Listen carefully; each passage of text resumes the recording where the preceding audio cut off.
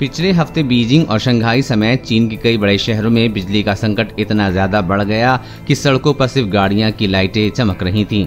इस बिजली संकट से चीन में आम लोगों का जीवन तो प्रभावित हुआ ही, चीन की अर्थव्यवस्था को भी नुकसान उठाना पड़ा, क्योंकि बिजली न होने से फैक्ट्रियां बंद करनी पड़ी, उत्पादन रुक गया। और ऐसा इसलिए हुआ क्योंकि चीन में पावर प्लांट के पास कोयले की कमी हो गई। अब कुछ ऐसे ही संकट की ओर भारत भी बढ़ रहा है। हालांकि सरकार ने इससे इनकार किया है, जबकि कई राज्य सरकारों ने कोयले के संकट का दावा किया है। देश में कोयले से चलने वाले कुल 135 पावर प्लांट हैं।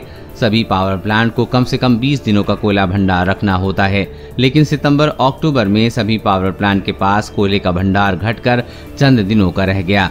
25 पावर प्लांट में 3 अक्टूबर को 7 दिन से भी कम समय का कोयला भंडार था।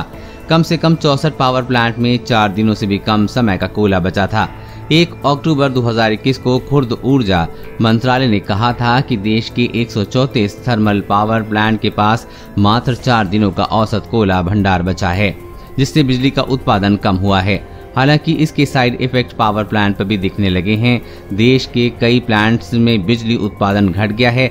सबसे महत्वपूर्ण सवाल ये है कि जब पावर प्लांट में हमेशा कम से कम 20 दिन का स्टॉक होने का नियम मौजूद है, तो फिर सिर्फ 4 दिन का कोयला स्टॉक ही क्यों मौजूद है? यानी कि अगर 4 दिन कोयला नहीं आया तो पूरे देश में अंधेरा छा जाएगा। देश और दुनिया की हर अपडेट पाने के लिए चैनल को सब्सक्राइब करें।